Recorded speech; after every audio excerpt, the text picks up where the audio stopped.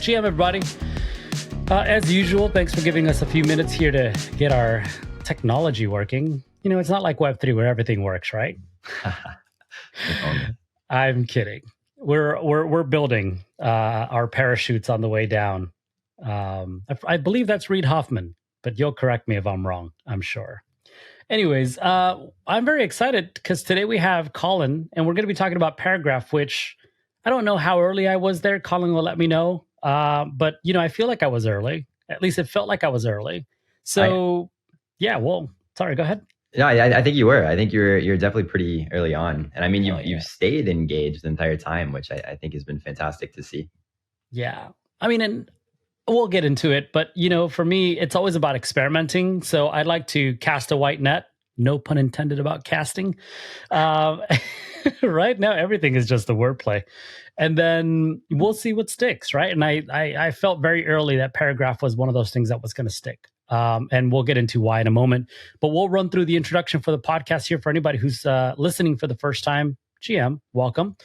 This is the Crypto Consumer Chronicles podcast hosted by Crypto Sapiens. We meet here every week, not every day. I'm not GM Farcaster.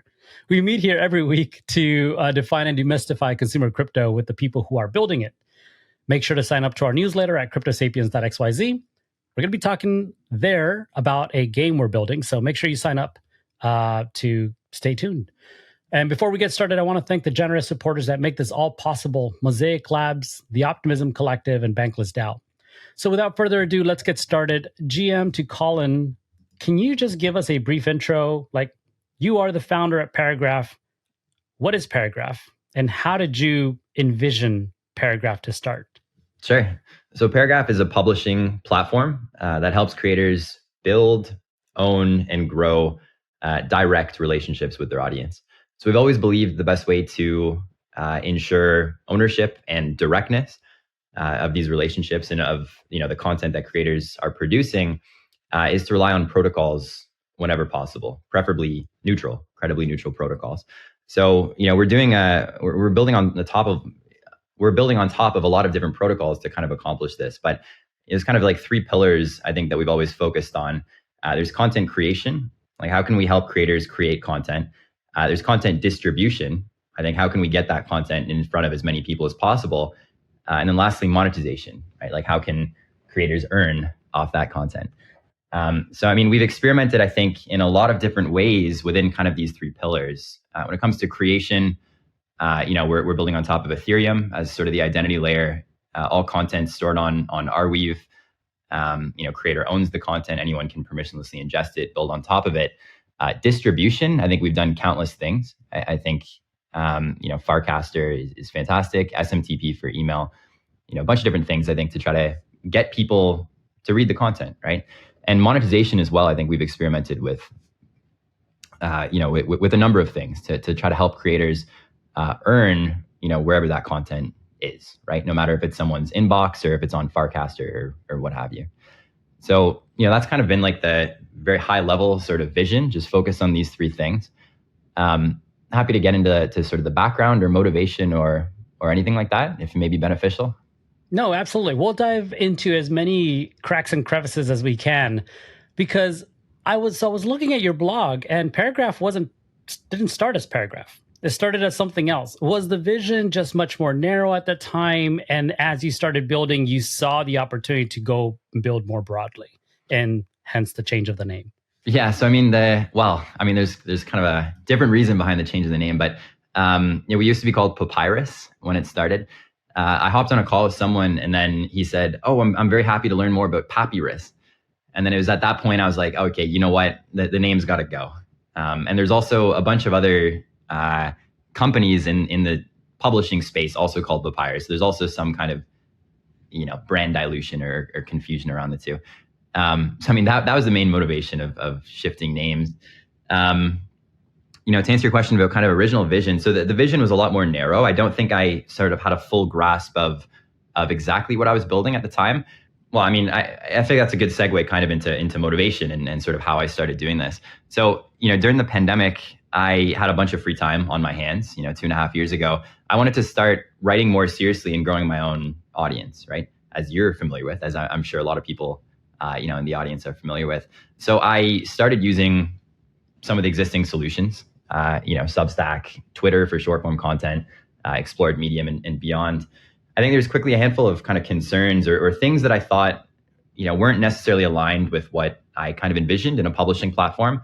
One, I didn't feel like I had full control over the relationships with my audience, right? I think a lot of these platforms maintained at the start that you could own a direct relationship with your audience because it was based on email, right? You can email them at any point, they could reply, direct relationship, right? Easy enough. I think over time, as happens to a lot of platforms, I think they realize they can capture a lot more value by getting more eyeballs on the platform itself, right? So, take Substack as an example. Now, effectively, they're competing with Twitter. They have follows, which are completely transparent to creators. They came out with chat, with forums. They're ultimately trying to determine how exactly creators can engage with their audience. Yeah, right. Moving away from email, I think, to a decent degree. On top of that, a lot of these platforms, Substack included, have no API access. So it's impossible for developers to build on top of them. It's impossible for kind of novel client integrations to be built. If you wanted to build your community on Discord instead of chat or forums, rather, like you just can't do it. If you wanted to build Telegram instead of chat, you can't do it, right? So the lack of control there, especially as a developer, I wasn't too fond of. The second kind of, thinking around some of these platforms, I didn't think the paid subscription model was very effective for a lot of people. I was a small creator. I wanted to get my content in front of as many people as possible. Wanted to get a lot of eyeballs on the content, right?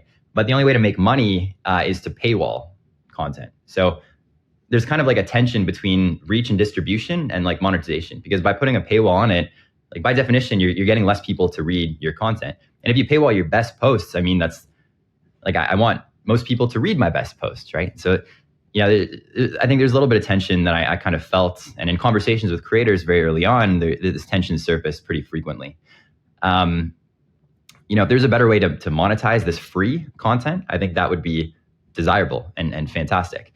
There are a handful of other ways in traditional media to monetize. There's sponsorships, which I think are more so typically only achievable at scale. And there's also ads, I think, are common, which I think can open up sort of misaligned incentives, as we've seen, because then you're kind of driving clicks, right? You're driving not necessarily quality engagement necessarily. Anyway, so, identified kind of the paid subscription model could potentially be improved upon. Lastly, I think I struggled a little bit with growth. As most people do, kind of goes a little bit in line with what I was saying about getting, as much people as possible to get eyeballs on the content. But, I think I identified that a bunch of people enjoyed my content, but there's not really any real incentive for them to help me grow. Not really any incentive for them to share content with their friends or anything like that. Didn't feel ownership nor a stake in my creations or anything like that. And me also as a reader, I was a paid subscriber to a bunch of people as well, like Lenny Brachitsky, a couple others on Substack. I also felt that way, right? Like I enjoyed their content. I had no incentive to help them grow. So, I think I didn't have like a very clear idea as I just articulated right now on kind of the sort of surface area of what I could build on top of. But I identified, I think there's a handful of things which I wanted to be improved upon. So I started hacking on Papyrus, now Paragraph, about 2.5 years ago. And then 2.5 years later, it's really evolved to be the product that it is today. So a few things here. The first one, and I want to put a feather on the cap of Papyrus. I'm glad that it's not Papyrus. I think it reached the demise of the font as well. Yeah. There's a whole meme around that, right? Like the Papyrus font. I think even SNL did a skit on that, which is pretty hilarious. Yeah. So just to put a feather on that cap, I love Paragraph. I think it's just a wonderful name. It really just says a lot without saying too much. And for me, at least, it sparked the imagination to want to learn more. So I think bravo on the branding. In terms of the evolution of content platforms, I remember, and I'm not saying that this is where it started, but I remember using Medium a lot when that first launched. And I think there was a relationship between Medium and Twitter that for me was attractive to use. But as Twitter started closing its gates, Medium, I think its functionality, at least more broadly across the web, became much more narrow. Now I am disincentivized from even reading Medium because there is these paywalls, like not even like that are user built, but like platform built, where after I've read 2 articles, even if I've opened something and I've forgotten that I've opened it and I go to something else, these things are getting measured and now I'm not able to really read anything. So it's actually quite useless for me. Substack, though, I thought was quite novel when it first launched, right? Because I thought this idea of like owning your audience, like you said, was really smart. Being able to engage with them via email, which I think is really wonderful. I think email more broadly is probably one of the most functional of applications on the web, using, we can get into like the protocol discussion, right? Versus like, what Web3 leads with protocols. I think email is like a really wonderful application on the web. And to be able to build an audience using email, like, and being able to take that audience wherever you choose to go next was really cool. Then the monetization model with Beehive, which, I'm dropping all these names and I don't think it's any surprise to anyone. What are these platforms? I think each kind of iterates on, its predecessor and how the improvements it's made, but it's still lacking something. And I've tried all these, so I speak from experience.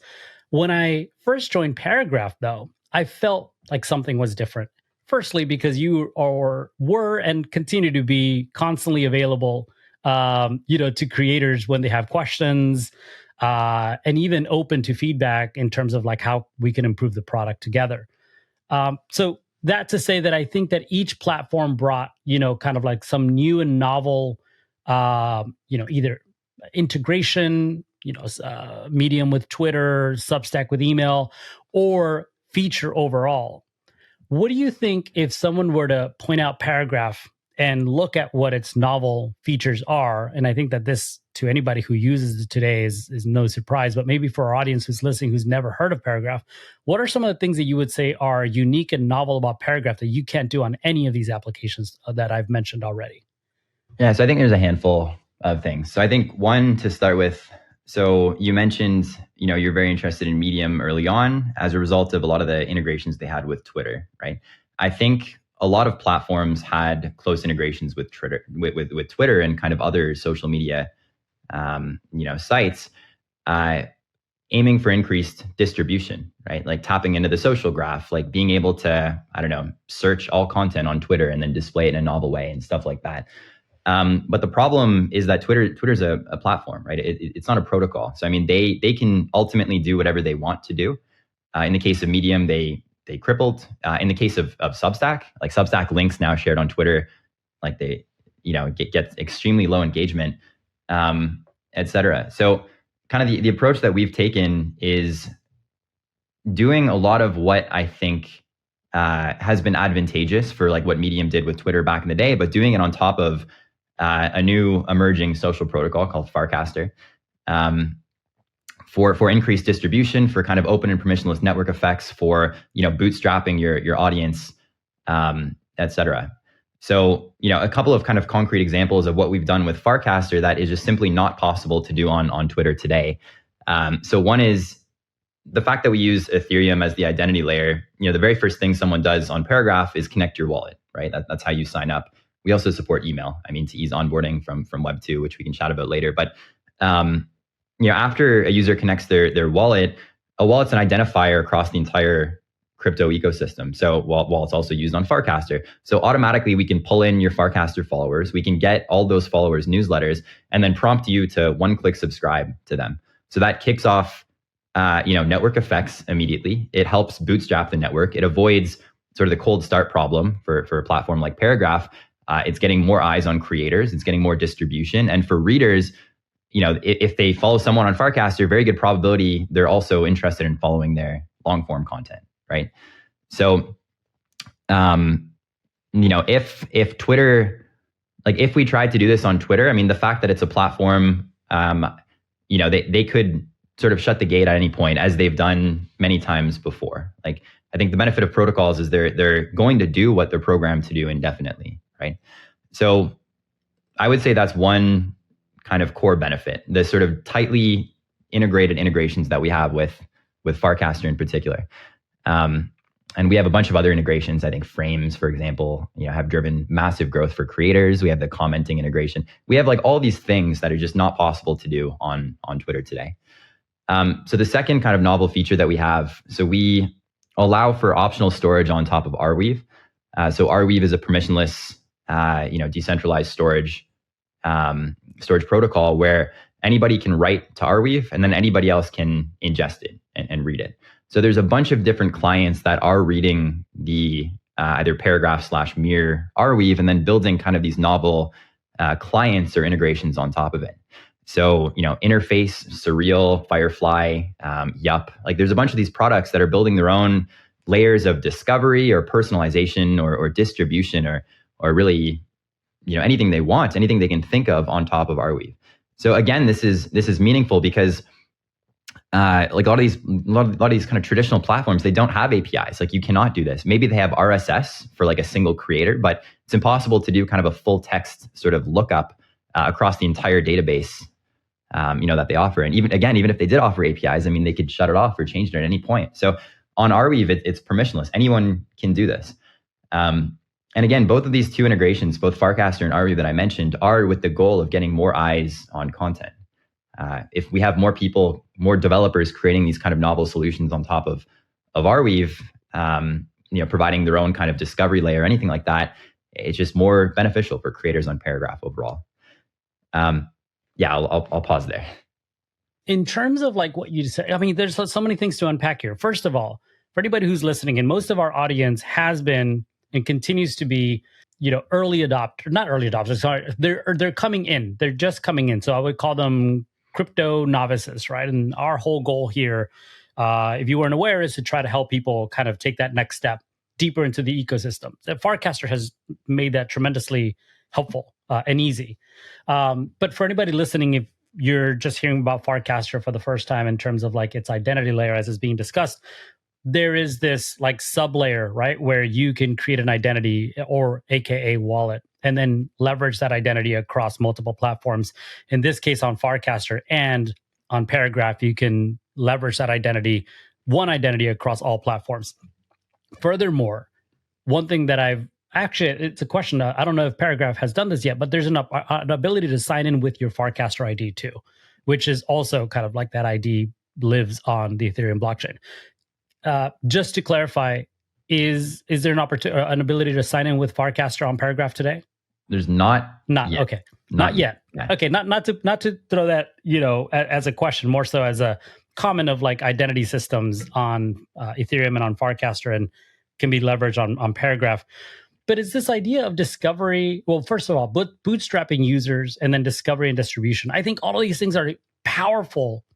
And I think that they're incredibly powerful when you use a platform like Paragraph. And it's incredibly powerful when you use a platform like Farcaster, because you're able to, like you said, immediately build in this user base, this fan base, probably better said, for creators, which as a creator myself, I think is incredibly valuable. And those are the platforms that I seek out. What are some of the things that you would say are useful for creators coming to Paragraph for the first time? Maybe not their fans. We can get into that in a little bit in terms of how fans can interact with the content that creators are posting or sharing on Paragraph.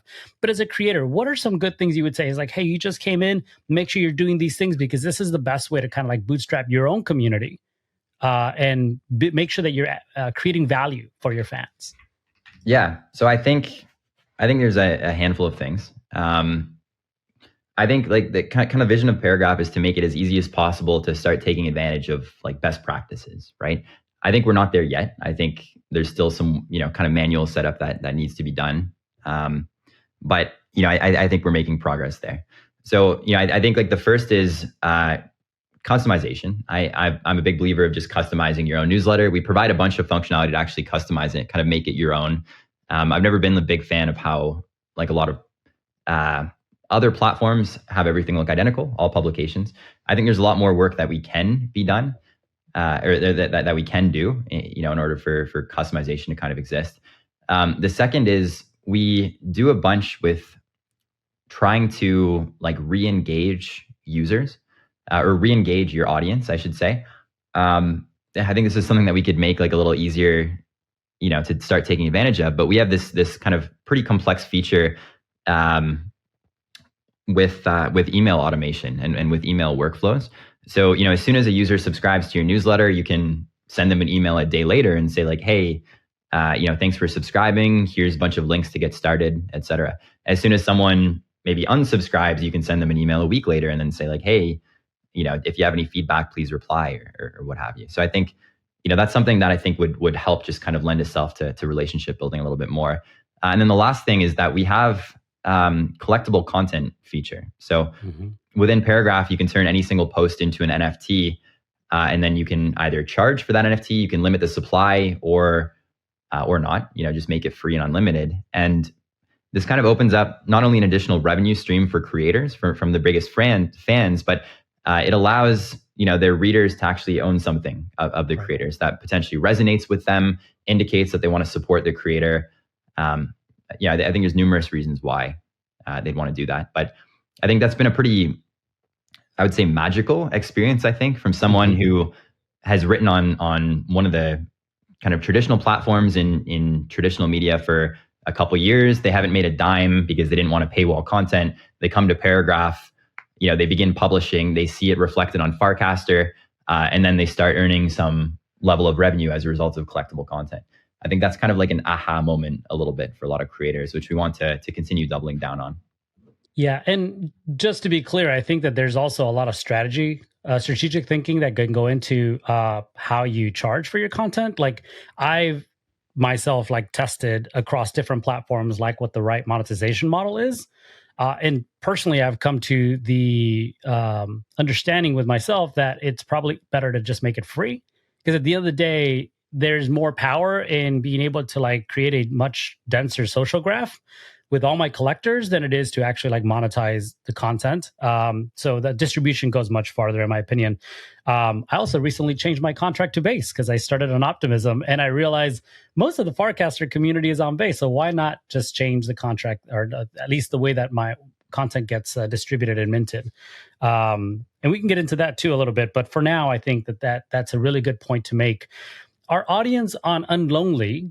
So if you're listening on Unlonely, please do share all your questions there. Oh, we just had a lot of people flood into it. So our audience is asking, and I think they asked before coming in, and now Grace is asking on the comment section there to learn more about Mirror, because I think Mirror is this platform that for anybody who's been around Web3 for long enough knows who they are. They have, reputation-wise, they have a lot of it, for not just being early in this publishing kind of world of content creation in Web3, but also in the games that were played. I remember there was a right race there going on for a while, and then adding some features that resembled a lot of what Paragraph was doing, which was like email capture, so that you can extend the value of that community beyond just that platform.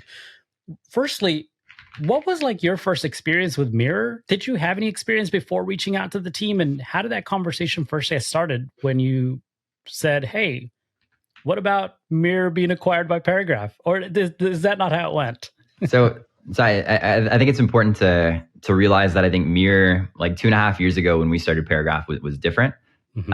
They started with the right race, as you mentioned, and a bunch of other things. But I think the focus that they had pretty early on was a little bit more so on tooling, not necessarily for writers or publishers necessarily, but they had crowdfunding, right? They had a bunch of other features that I think wanted to provide more value to DAOs, or kind of larger companies that wanted to bring their content on chain and then maybe raise money for it. So when I started Paragraph, I didn't really view them as sort of in the direct space that I was in necessarily. I kind of viewed some of the other Web2 competitors, a little bit more directly competing with me. I think over time, both products evolved in a similar way. I think we both realized the power of Farcaster, we built Farcaster integrations. We both doubled down on publishing. I think Mirror, they had a blog post at one point saying, we're focusing a lot more on publishing. I think kind of the core difference, at least in my mind, about kind of how we've approached this. One, I've always viewed Paragraph as sort of a Web 2.5 platform, if you can call it that. We support email sign up, right? You can sign up and then use Paragraph without knowing nor caring about crypto as a whole. This has been a deliberate design decision because at some point, it may make sense to abstract a bunch of the crypto rails underneath, but still allow people to start taking advantage of it, right?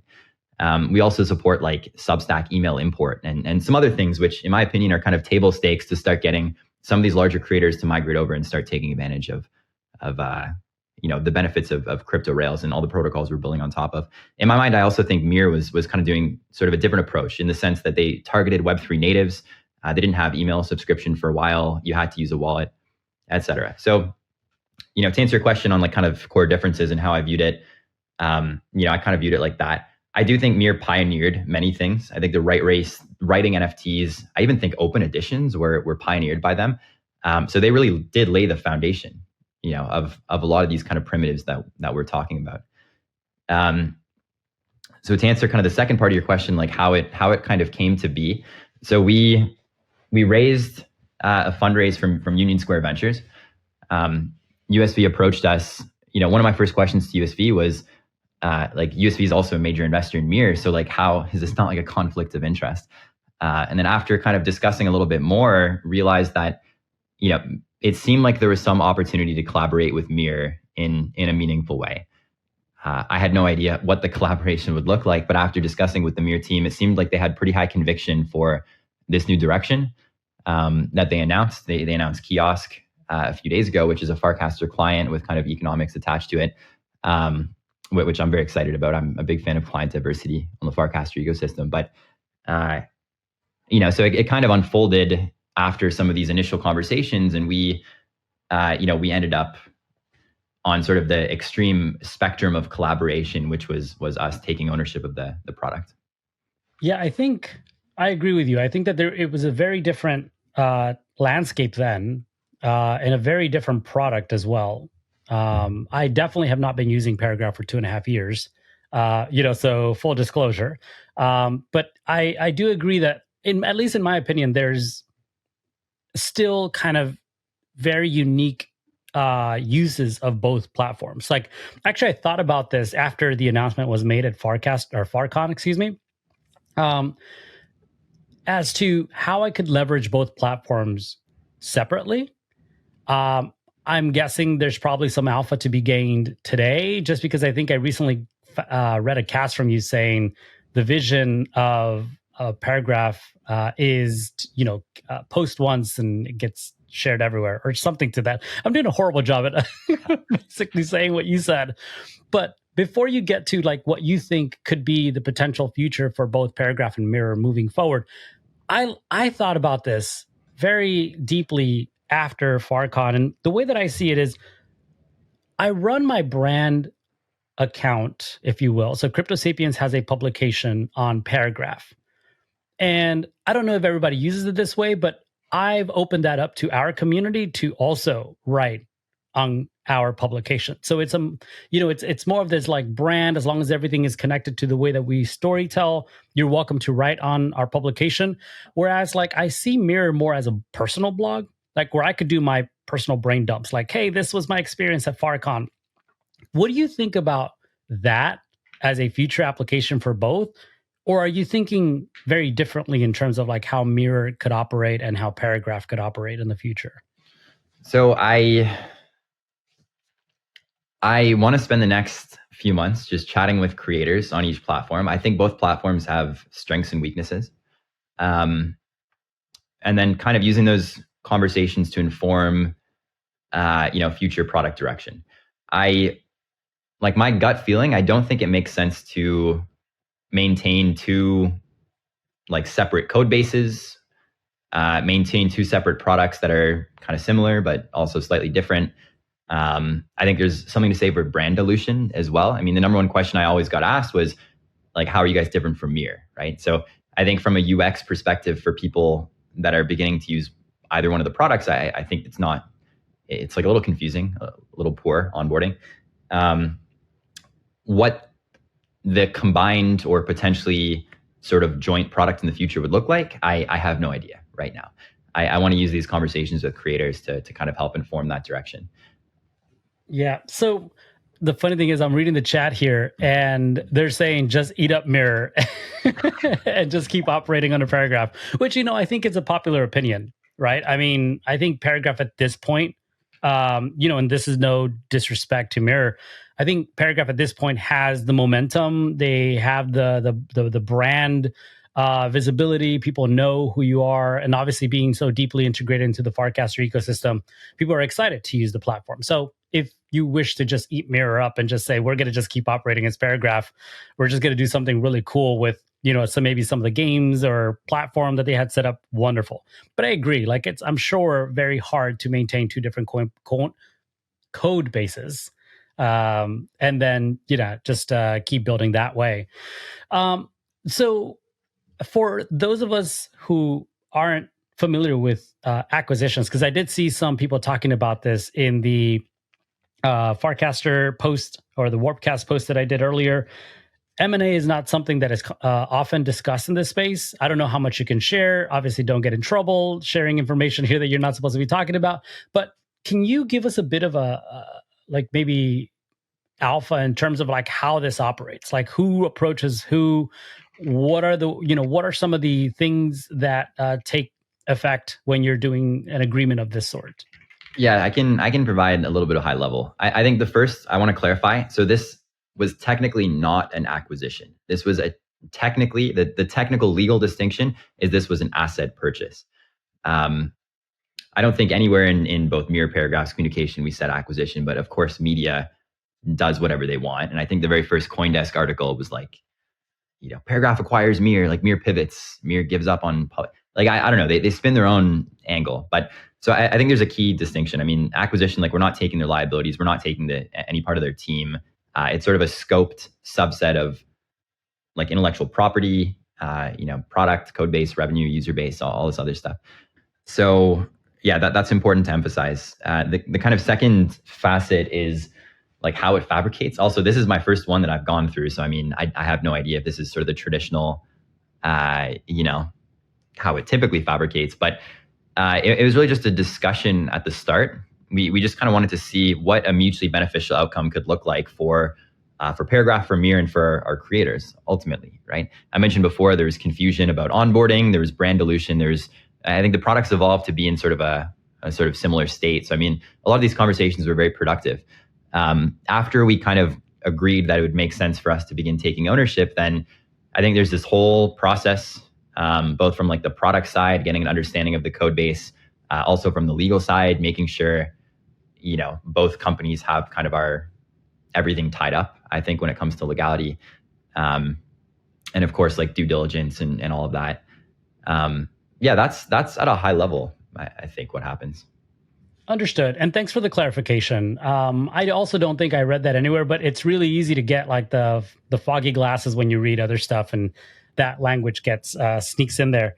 But I guess there's two questions here. One is a follow-up to something you said earlier, and I think it actually relates to my next question. So firstly, you talked about incentives being aligned, for creators and collectors. What do you think that Paragraph does differently to create better incentive alignment between those two different groups? And I ask again because I think that there's this conversation to be had about loyalty and meme coins, which I want to get to afterwards. But also personally as a creator is a challenge that I've seen where, and I talked about this, I was workshopping this during FarCon, which is the incentives for creators to go on chain. I mean, you name them. Like, there's a lot of incentives for creators to go on chain. Provenance, monetization, being able to own your own audience, like all these different things, I think are quite powerful motivators. But for collectors, less so. What do you think we need to do in order to better align those incentives between the two? And is Paragraph already there, or is there anything interesting that you're working on to try to achieve that? So I think there's a handful of thoughts that I have here. So let me kind of share. I'm viewing, and I think Mirror also viewed this as, I think they coined like collect is the new like, right? They had a blog post like that. That always resonated with me. I think in Web 2 and traditional media, Instagram and beyond, I think likes are meaningless. I think like the Web3 equivalent, collecting content, I mean, it's a like with some type of economic value attached to it. I think that's powerful, right? And you get something in return. I think there's like one of numerous reasons as to why someone would want to collect content. I think one, simplest, patronage, right? I think they really enjoy the creator. They want to support them. They want to support them either economically or, just signal their support to collect their post, right? Easy. The next, I think speculation in crypto is undeniable. I think speculation can kind of manifest in one of two ways. I think one, if you collect something, like the price would increase. So secondary markets would form around this. Wouldn't happen with open editions because there's unlimited. It's not time limited. I also don't think it's happened with writing NFTs specifically. Secondary markets forming around them. The second, which I think both Mir and Paragraph are doing today, is speculation with referral rewards. So on Mir, if you're the first minter of like a base post and then 1 million people mint it after that, like you'd make a lot of money, right? So you're speculating kind of based on the future success of the post. I think status is something as well, which in my opinion is a little underexplored on Paragraph and Mir, but kind of signaling that you're early to a creator. Fred Wilson like recently migrated to all in on Paragraph. I think people really want to be early collectors to Fred to kind of signal that you're very early to some of the good ideas that I think he's been creating. So I think that's a large part, which I don't think we've done much about, but I think is powerful. I also think there's sort of like a cultural / like taste standpoint for actually doing the collecting, right? Like I think if you want to be able to curate and kind of show off like, okay, these are all the things that I really enjoy.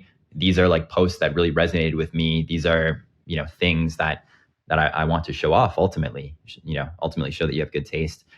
I also feel like that's something which is relatively underexplored right now on the products, which we can do a better job at. I think you bring up a good point. I think both in terms of like collection as a new like, I 100% agree with that. It could be low friction or high friction. And I think the friction is just maybe the cost or maybe the chain on which you operate. So I talked about base just moments ago. I think the friction is very low there, especially if you're a Farcaster native, because the likelihood is you already have some ETH there. So, you start reducing that friction for collection. And also because it's very inexpensive, it just costs a couple of cents, if not nothing at all, really, fractions of cents to transact. I do also agree in terms of like curation, I think is very underexplored. I think that we have tastemakers in this space. That's not to say influencers. I don't like that word. But there's people out there that I think have a really good eye for content. And I think I love looking at their wallets. Like I love, browsing it either through OpenSea or some other platform to see what they've collected. Because usually either I just want to appreciate it or I want to collect the same thing because I'm like, oh, like I never even knew that existed, but that looks really great. So I think like collectors as curators, I think is a really powerful tool as well that could be further considered. And then last but not least, I think I had Johnny Mac from Hypersub on week 1 here of this podcast, and we were talking about Hypersub and as the Web3's version of Patreon. And I think patronage also, I think, is a really powerful tool. So I think it's really interesting to start seeing the creator stack just deepen even more. And it's one of the reasons why I'm so excited about Paragraph and kind of like it's just future, because I think that as a creator, there's a lot of potential there. Not to say that, or not to mention the fact that there's a ton to be gained in terms of like the data from all the collectors and the really cool stuff that they're curating on their wallets. I guess, I don't know if there's a question there. I just kind of wanted to note that because I think that that's a really interesting kind of thought experiment when it comes to creators and the creator economy in general. Yeah, no, I don't have anything to add. I think one other kind of underexplored thing, just going back to what we were discussing, is like utility. I think Johnny from Hypersub is doing this quite a bit. I mean, if you subscribe to someone's Hypersub, like you get utility either in the form of future drops or access to events or what have you. So I think that's powerful. I think on Paragraph, like you can token gate if you wish, but I mean, It goes back to some of the earlier, kind of tension between reach and monetization that I mentioned. But I'm interested in exploring utility a little bit more. I mean, one like idea that I had, which I began working in this direction, but we kind of punted on it, Right now on Paragraph, you can highlight any quote, like any piece of content within a post, and you can collect that individual highlight. What I wanted to do at some point was to build this out into a more fully fledged feature where, if I collect a piece of your, like a quote from you, and then I begin riffing off of it, I publish my own post, I'd be able to reference yours. And then there'd be provenance. It would kind of show that you're the original creator of IP. Potentially there could be some type of royalty flow back to you. My kind of hypothesis here is like original thoughts are like a little rare these days. I think a lot of the people doing a lot of talking on Twitter and beyond, they're kind of just quoting someone else or like taking their intellectual property and then like just kind of putting their own spin on it. So if we can have some type of value flow back to the original creator, if we can have sort of a time-stamped attribution saying like, yes, Humpty came up with this genius idea, or if it didn't turn out very well, then Humpty came up with this like lesser good idea, but it would still be time-stamped, right? I just think there's such a large surface area of cool stuff to explore and build on top of, given a lot of these primitives, which I think I would love to start exploring and start building more on top of. So when you started this kind of comment, what you were riffing right now, it sounded like what you were doing was just like highlighting the way that you would on Medium and the way that you could like share that on Twitter previously. Yeah. But this just sounds a lot more fun because now, again, talking about the creator stack just becoming deeper, like now you're creating like content Legos, right? Which I think is really interesting that you can take a piece of a content and then build on that. And then there's that provenance that, on chain that shows where this idea started and how it's evolved, because then someone else can pick that up and someone else can pick that up. I think that's just a really interesting way of like sharing, I don't know, like a mind network or some mind share on chain, which I think is really cool. And I'm very interested to see when that happens, and let me know when it's live or if there's an alpha group to test out some of these concepts, because I'd be happy to be a part of that test group. Yeah, I would love to bring it back at some point. So highlights are live right now. Anyone can collect any part of a post, and then it shows up like a little highlighted block of text. That part's live. Just all the other provenance and kind of flow back is not live. But I would love to at some point. I mean, I think there's such a large surface area, again, of things to explore that it's just a matter of like shipping, right? Like just doing it, seeing how people use it, seeing if it's providing real value. Does it open up new avenues of distribution, in this case, potentially new avenues of creator monetization, and then like rinse and repeat, basically. That's kind of how we've approached the past 2.5 years. Ship very frequently, see how it's used in production, see if it's resonating with users, and just keep doing it. Yeah, that's amazing. And I'm thinking back at like the outline that I set up for this conversation, and I realize I've missed a couple of things, but before we go, I just wanted to talk about like the integration of some of the cool stuff on your platform. You're talking about highlights. So I think when going through the history of Paragraph, I think Farcaster was one of the earlier integrations, which I think has been really great for the success and growth of your platform. But then you also have Highlight, you have XMTP. Like what's the strategy behind integration and specifically when it comes to expanding your audience, the usage of the platform, and growing overall? So the strategy we have, like I mentioned earlier, the 3 pillars, right? There's content creation, there's distribution, and there's monetization. So nearly all integrations we have kind of fall into one of these buckets, and hopefully all the integrations we have meaningfully improve one of these buckets, right? So in the case of XMTP, like how would a world look if on everyone's phone they have a wallet, and that wallet can receive messages? Like how could Paragraph play a key role in facilitating, the delivery of content from creators publishing on Paragraph? XMTP supports frames now, so people could read in line directly in their inboxes. People could mint the post directly in their inboxes, et cetera. So it kind of opens up not only mechanisms of distribution, but kind of closer engagement with creators and users, right? So I think Farcaster's done a phenomenal job in both the distribution and the monetization buckets. Arweave, obviously, for the creation and distribution buckets.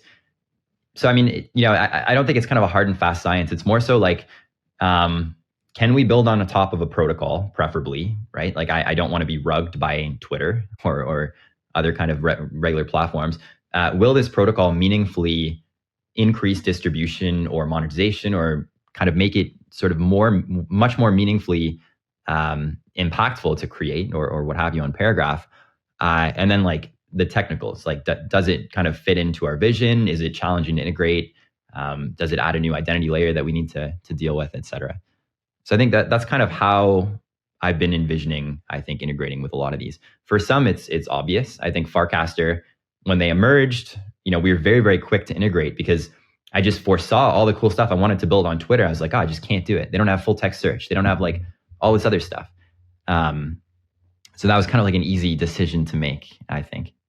So as we reach the top of the hour here, one thing that I do want to talk about is building on top of Paragraph, right? Because we're talking about like this layered approach to the Web3 ecosystem and how you can build on top of these Legos, right? So you're building on top of Farcaster.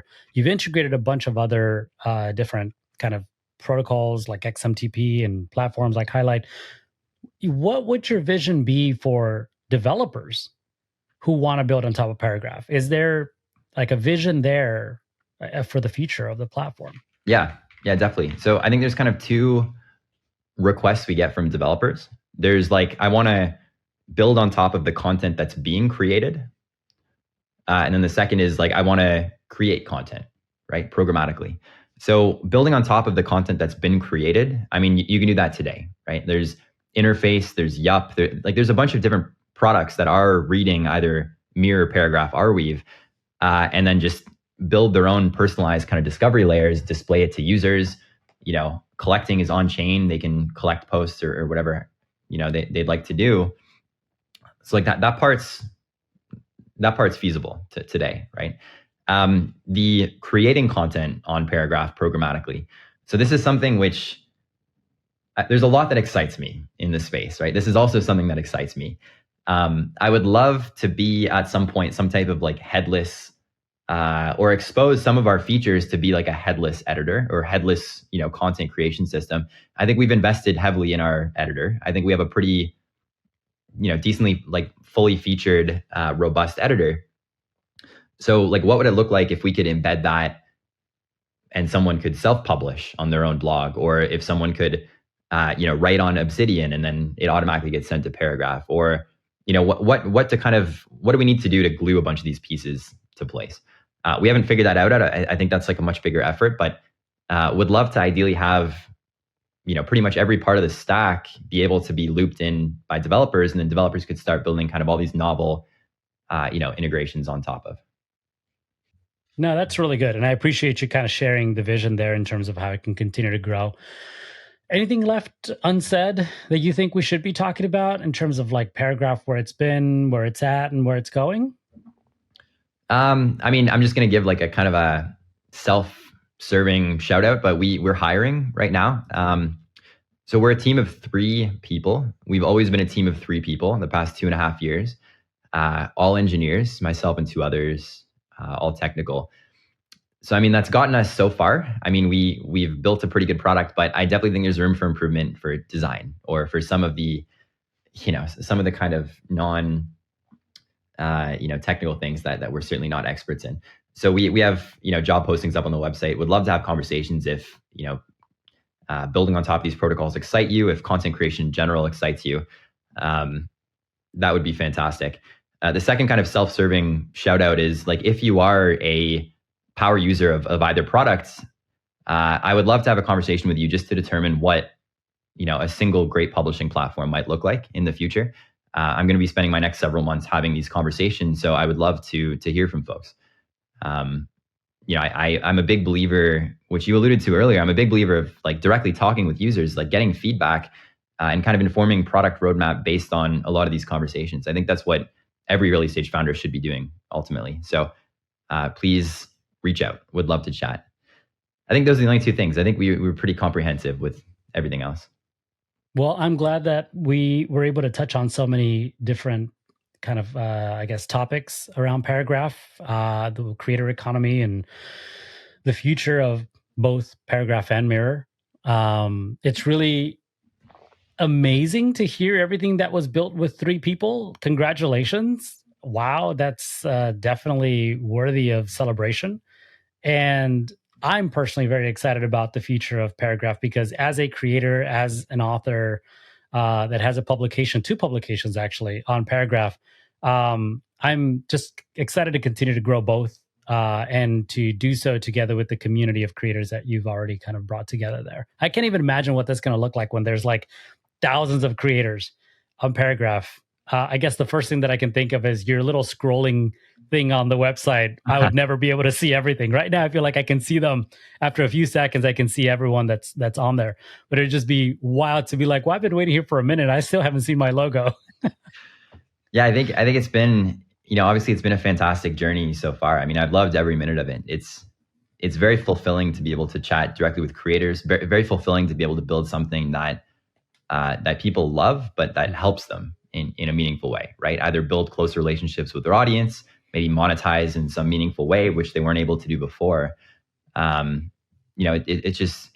been fantastic. And I do feel like with the Mir news and with the recent fundraise that we closed, I think we'll be able to just operate at a much larger scale than before. Hopefully expand the team a little bit beyond 3 people. I think we're all a little stretched thin. But I'm very excited for the next stage of the journey. And I think having creators like yourself that have been such vocal proponents of Paragraph have been fantastic. So hopefully we can unlock the next wave of vocal proponents of Paragraph. Let's go. If that's not a call to action, I don't know what is. Make sure if you are talented and interested, go apply for some of these jobs that are available now on Paragraph. And if you're a creator and you're not on Paragraph, what's wrong with you? Go to Paragraph, find me on Farcaster at Humpty, and I'll be more than happy to Paragraph pill you to get started. It's such an amazing platform.